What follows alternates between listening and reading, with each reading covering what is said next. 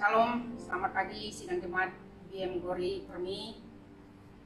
Salam sejahtera bagi kita semua yang ada di rumah, yang mendengarkan firman Tuhan yang akan segera kita renungkan bersama-sama pada Minggu pagi Ahad 19 April 2020. Pada minggu yang lepas kita sudah merayakan Paskah bersama Bapak Presiden kita yang dilayani oleh Bapak Presiden Pastor Bina. Saya berharap kita semua jemaat Tuhan diberkati melalui khotbah yang disampaikan oleh beliau kepada kita semua menjadi renungan kita bersama. Namun pada hari ini saya ingin membawa kita kepada peristiwa pos-Paskah dan apa implikasi peristiwa pos-Paskah pada masa yang lalu, pada masa yang dulu, apabila kita melihat kondisi peristiwa pandemi COVID-19 pada masa kini. Saya ingin memberi kepada kita sesuatu persepsi atau sisi pandangan yang ada pada masa itu dan kondisi kita pada masa kini dalam menghadapi peristiwa. Saudaraku yang dikasihi oleh Tuhan Yesus, apabila kita merayakan perayaan Paskah, kita tidak hanya dituntut untuk percaya kepada kebangkitan Tuhan Yesus, tetapi kita juga harus menyetujui satu doktrin dan dogma yang telah dicatat di dalam sejarah bahwa peristiwa kebangkitan Kristus Yesus adalah merupakan tindakan kreatif Allah yang membawa Anda dan saya diselamatkan. Jadi peristiwa itu 2000 tahun yang lalu yang telah memberikan satu solusi kepada kita untuk kita mampu menghadapi peristiwa apa saja. Setelah kebangkitan Kristus, kita boleh menghadapi peristiwa apa saja yang di mana Tuhan izinkan kita boleh menjalani peristiwa itu.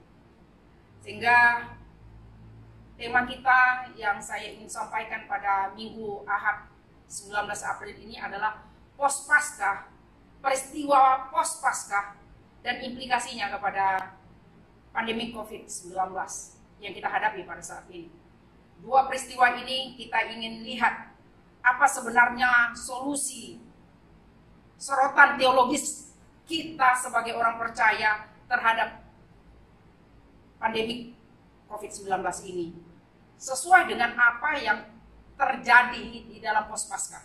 Kita akan melihat etimologi daripada pos-Paskah dan COVID-19, dan kedua kita akan menyikapi dua peristiwa itu dan implikasinya secara negatif apa peristiwa pos-Paskah yang sudah lalu dan secara positifnya apa.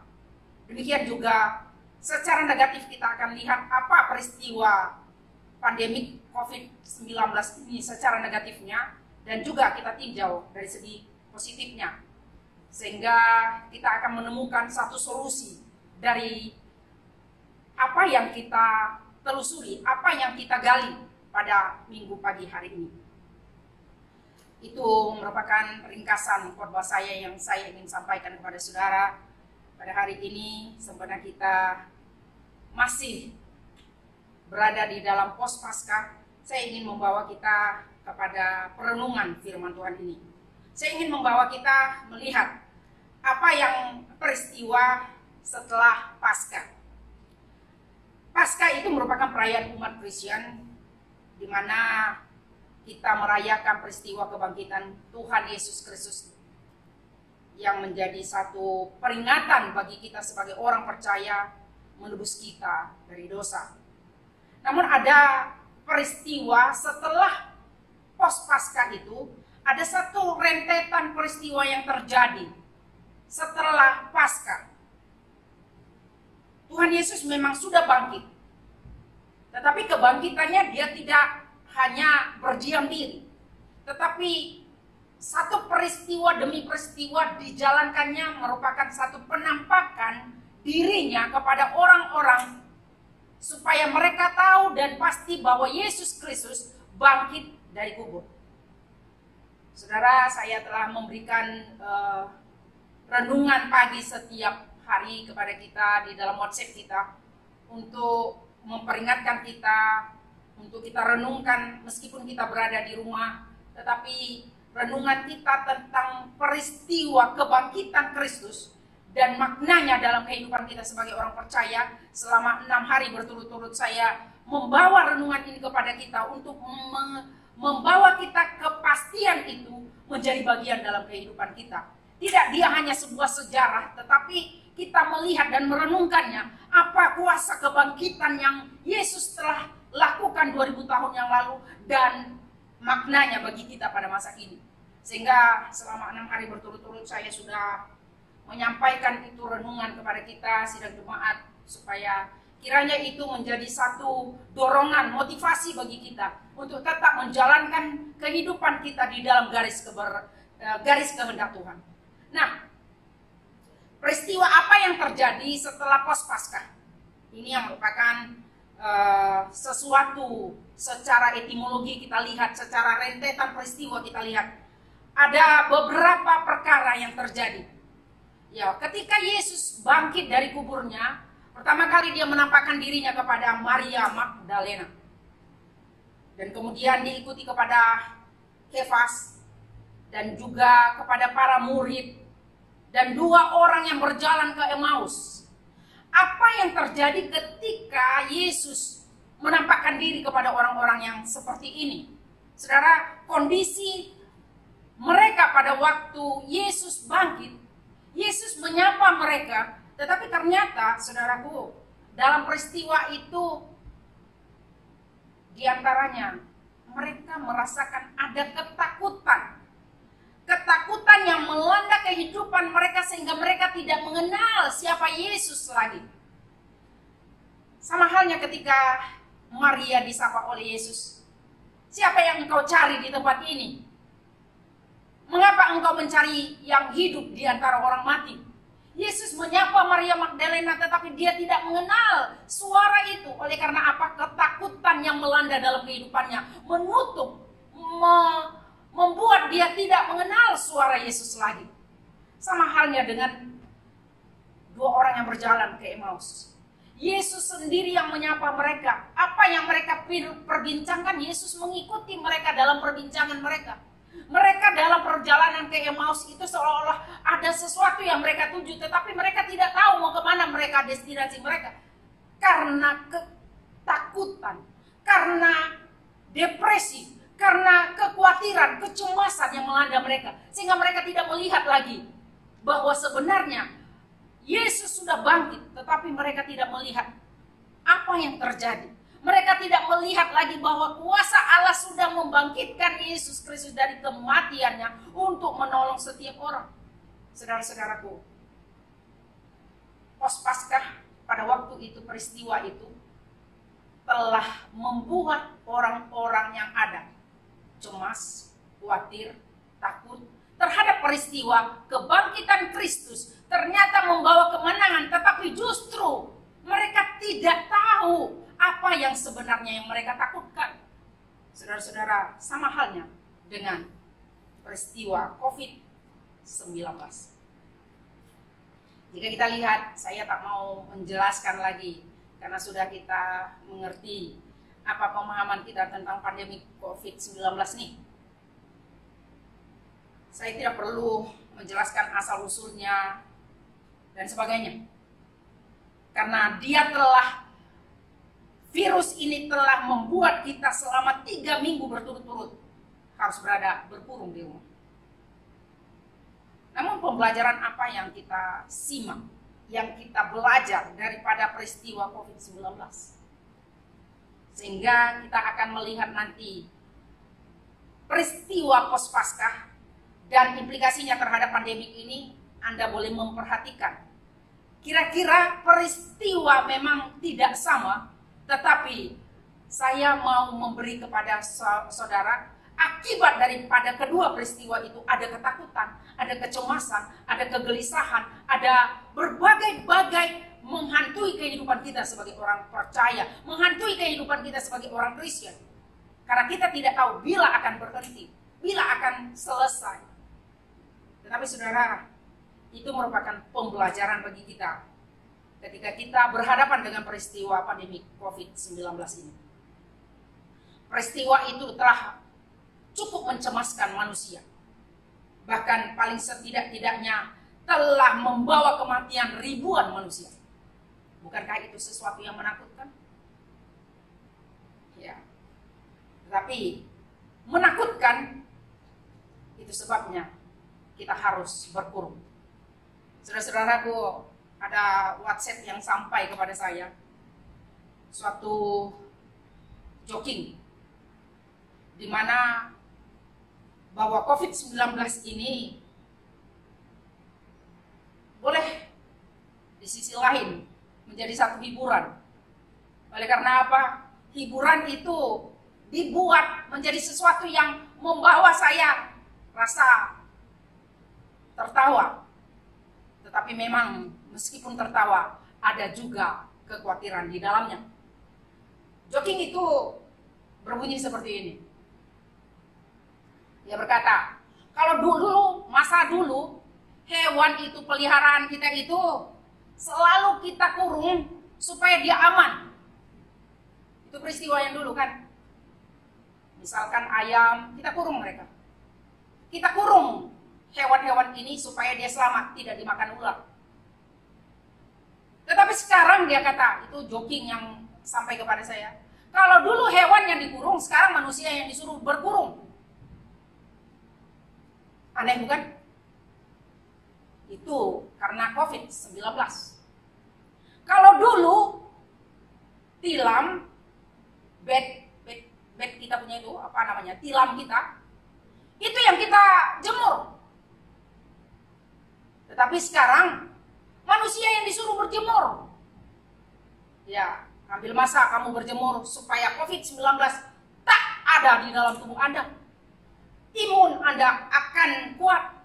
Kira-kira demikianlah.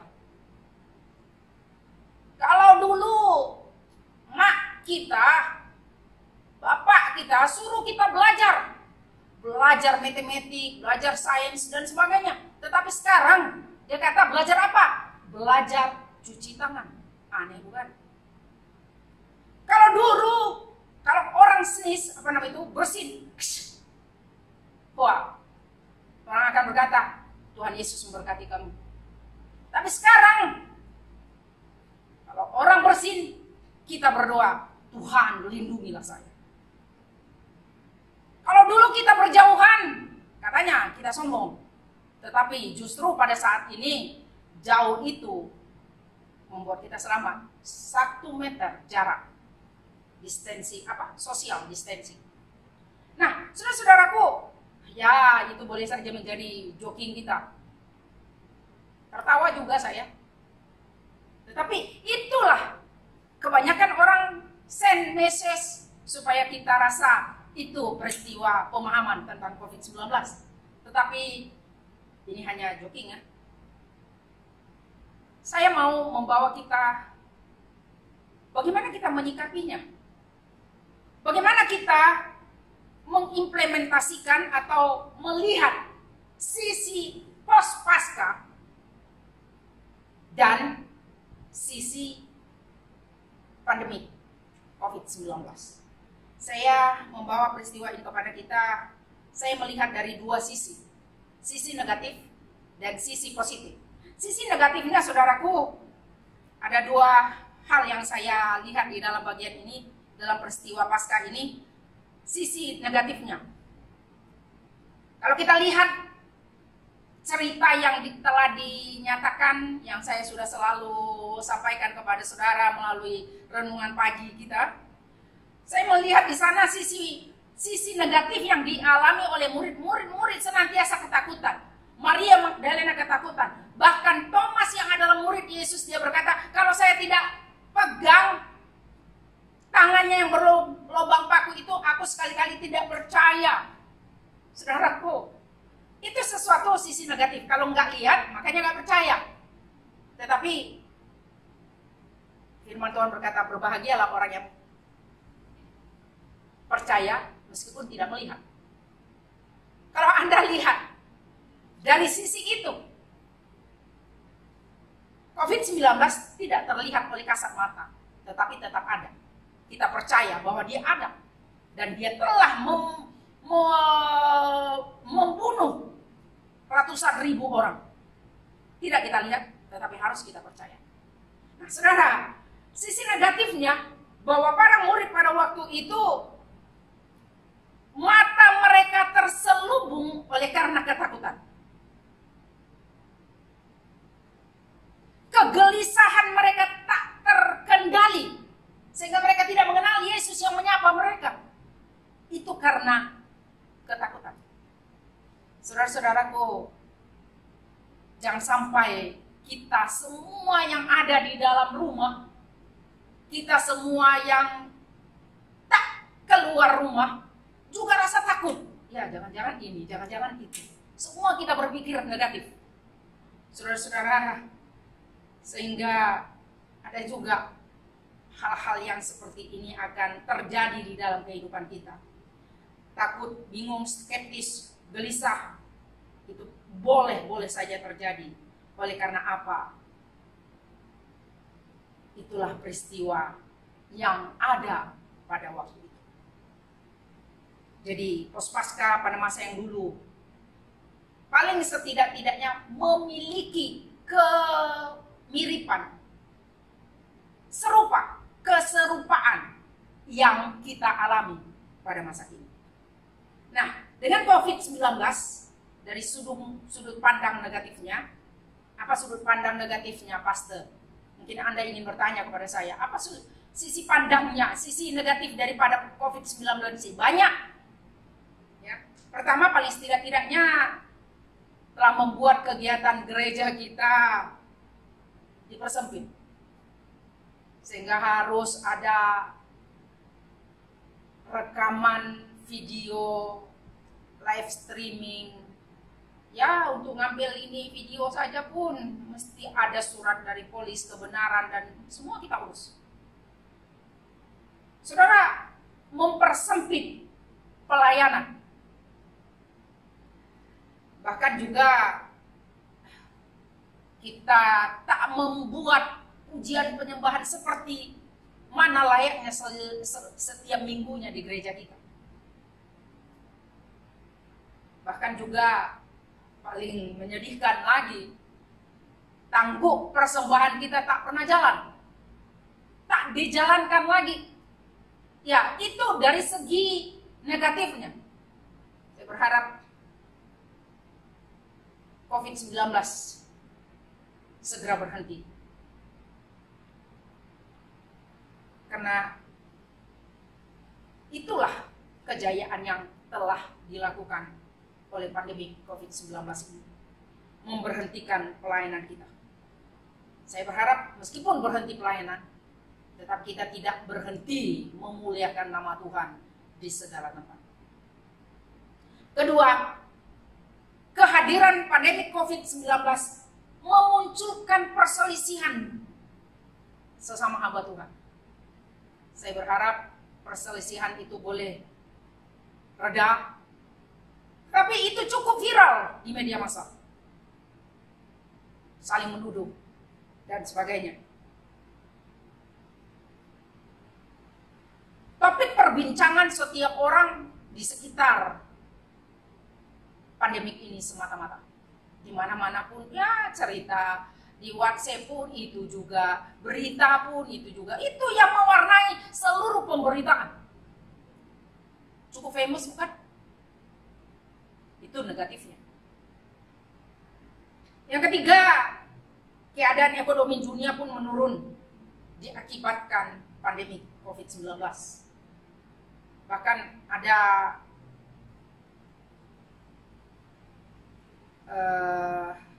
prediksi bahwa COVID-19 ini akan memiliki tendensi resesi keuangan dunia secara global.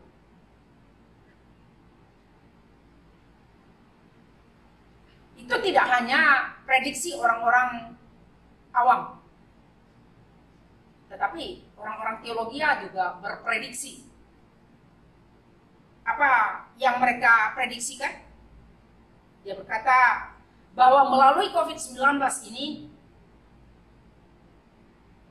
microchip akan segera bermula dengan logo 666. Saudara-saudaraku, hal ini bukan hanya membuat diri kita tenang, bukan? Karena pemberitaan di sana sini viral. Itu meskipun kita di rumah, tetapi kita merasakan ada kekhawatiran oleh karena pandemi ini. Lalu saya telah menyuarakan kepada Anda sisi negatif daripada post pasca dan juga sisi negatifnya daripada pandemi COVID-19 ini. Lalu sisi positifnya apa? Kalau ada sisi negatif, memang ada sisi positif. Itu sebabnya ada elektrik kita. Ada positif dan negatifnya. Saudara-saudaraku, kita melihat sisi positifnya. Yang pertama, sisi positif apa yang terlihat di kalangan para murid pada waktu itu? Saya mengambil 3 perkara bagian ini. Peristiwa Paskah telah membuat para murid menerima kuasa yang supranatural dari Allah. Jika Kristus tidak bangkit, maka kuasa itu tidak akan menjadi milik mereka. Tetapi kuasa Allah, Yesus Kristus bangkit dari kematian, sehingga para murid memiliki kuasa untuk dapat melakukan apa yang ditugaskan oleh Yesus kepadanya. Kalau saudara rujuk kepada Markus pasal 16, saya ingin Anda melihat rujukan saya di dalam Markus pasal 16. Dia berkata begini, ayat 16. Siapa yang percaya dan dibaptis akan diselamatkan. Tetapi siapa yang tidak percaya akan dihukum. Tanda-tanda ini akan menyertai orang-orang yang percaya. Mereka akan mengusir setan-setan demi namaku. Mereka akan berbicara dalam bahasa-bahasa yang baru bagi mereka. Mereka akan memegang ular. Dan sekalipun mereka minum racun maut, mereka tidak akan mendapat celaka. Mereka akan meletakkan tangannya atas orang sakit dan orang itu akan sembuh. Saudara, inilah yang dilakukan oleh Allah ketika Yesus bangkit dan diberikan kuasa itu kepada para murid. Saudara, hal itu dicatat oleh Alkitab untuk menunjukkan bahwa kuasa yang supranatural itu menyertai para murid pada waktu itu. Sehingga sisi positifnya, para murid segera melakukan apa yang ditugaskan oleh Yesus kepada mereka. Sehingga mereka menjalankan tugas mereka sesuai dengan perintah Yesus. Yang kedua, sisi yang kedua yang positifnya, setelah pos Paskah, para murid pada akhirnya mereka berdiaspora. Apa maksudnya berdiaspora? Artinya diaspora itu menurut terjemahan Septuaginta, yaitu satu terjemahan perjanjian lama yang diterjemahkan kepada bahasa Yunani, dikatakan adalah penyebaran dan penaburan benih. Mereka berdiaspora, para murid-murid berdiaspora untuk menjadi alat dan pemberita Injil.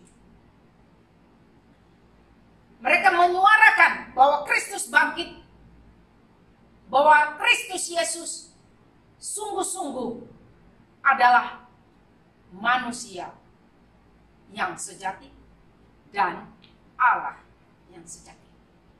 Bapak Ibu Saudaraku yang dikasihi Tuhan Yesus, saya ingin membawa kita kepada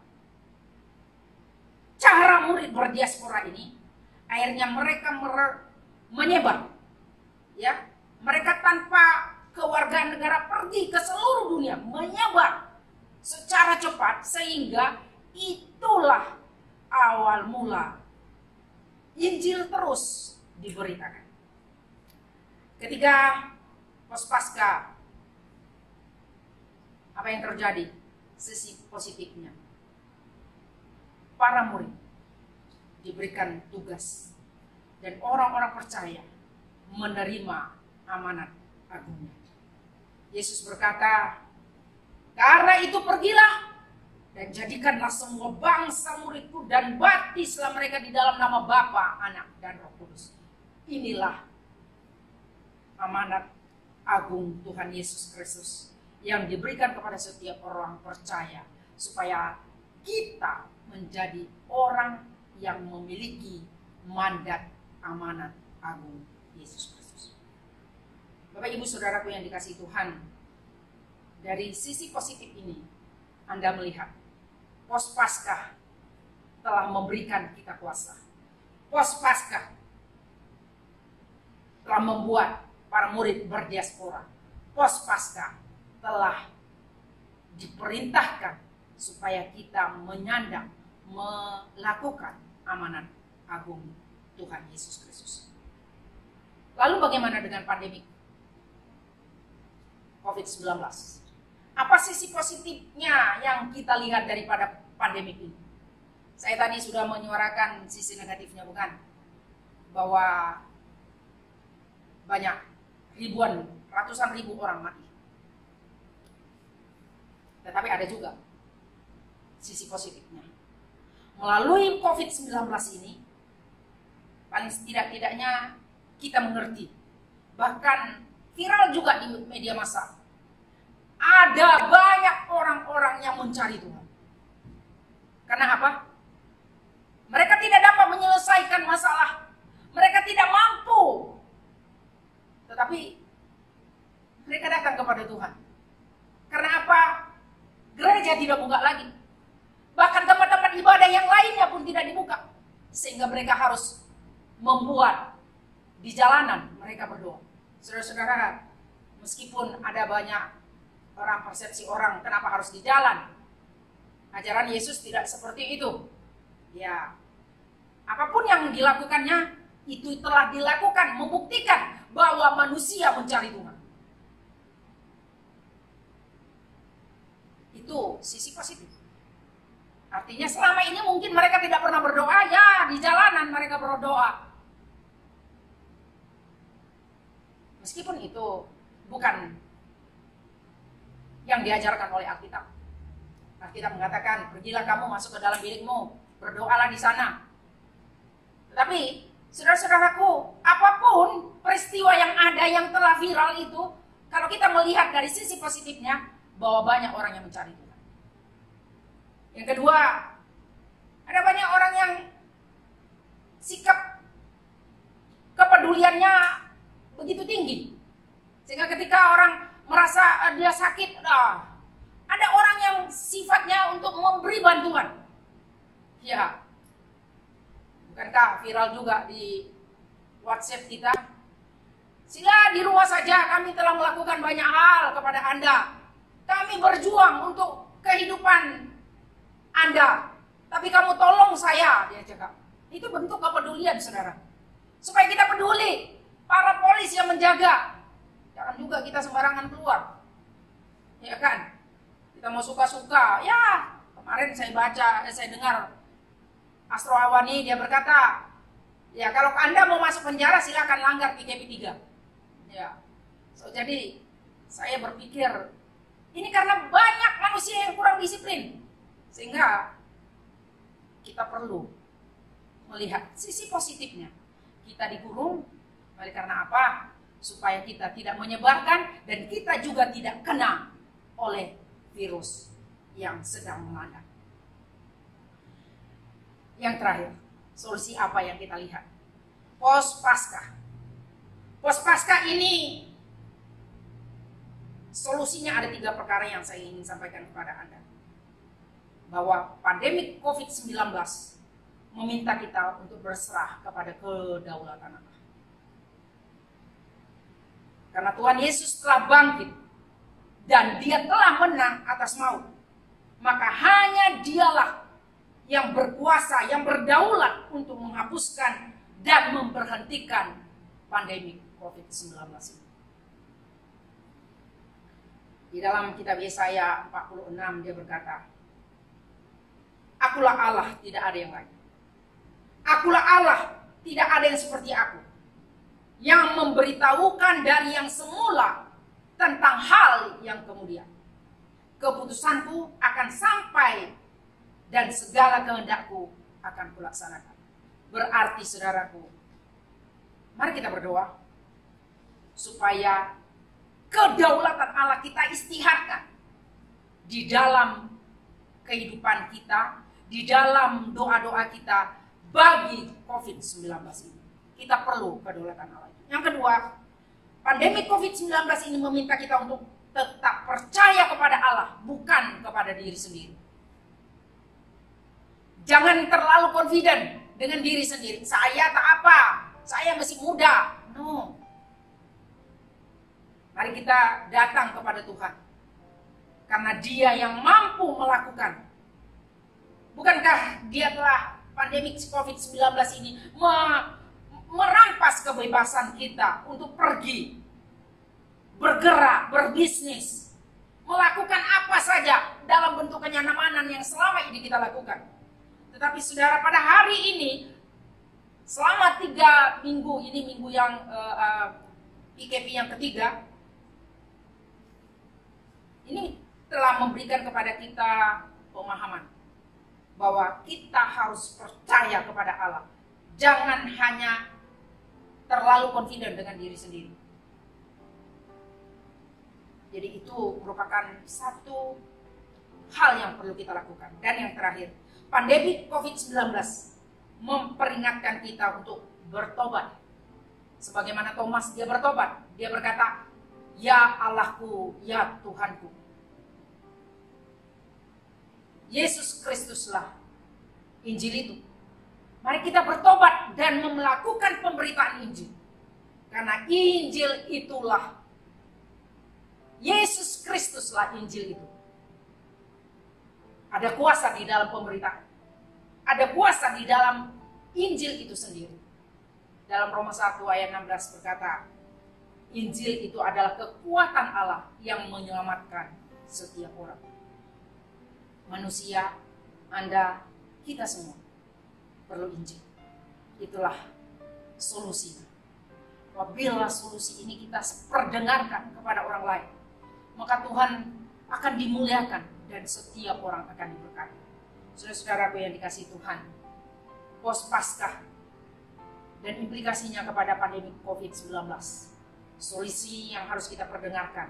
Mari kita meminta kedaulatan Allah berkuasa di dalam kehidupan kita sebagai manusia ciptaannya. Dan kita percaya kepada kuasanya. Jangan percaya kepada hanya diri sendiri.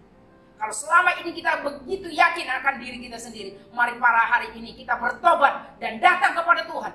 Bahwa Dia yang berkuasa atas hidup setiap orang. Atas hidup Anda, atas hidup saya. Oleh karena itu, saudaraku yang dikasihi Tuhan, pada hari ini, Ahad 19 April ini, mari kita datang di hadapan Tuhan. Karena Tuhan sedang mendengar dan sedang menunggu Anda untuk datang menyatakan di hadapannya, "Ya Tuhanku dan Allahku." Seperti mana Thomas berkata, "Ya Tuhanku dan Allahku." Itulah menjadi satu kekuatan bagi kita bersama. Menghadapi COVID-19 ini, kita tetap bersandar kepada kedaulatan Allah. Mari kita berdoa. Bapa di sorga, terima kasih karena kami boleh mendengarkan firman-Mu pada hari ini. Tuhan, dimuliakanlah Engkau di atas segala pemberitaan firman-Mu. Biarlah Bapa di sorga ketika kami mendengarkan firman Tuhan ini, semua mereka kami yang mendengarnya, Bapa di sorga, Engkau berkati kami. Persoalan-persoalan yang menakutkan diri kami ya Bapa, kami bawa ke dalam tangan Tuhan. Agar Tuhan Engkau Allah yang berkuasa di dalamnya. Dan Engkau sendiri yang berdaulat untuk boleh memberhentikan COVID-19 ini. Bapa di sorga, kami berdoa, berseru kepada-Mu Tuhan. Engkau melihatlah kami, kedalaman hati kami. Bahkan semua jemaat-Mu yang pada hari ini dimanapun mereka berada. Hamba berdoa memberkati mereka. Biarlah mereka tetap berada di rumah, tetapi tetap mengalami kuasa Tuhan di dalam kehidupan mereka masing-masing. Terpujilah Bapa di sorga, inilah doa kami dalam nama Tuhan Yesus. Amin.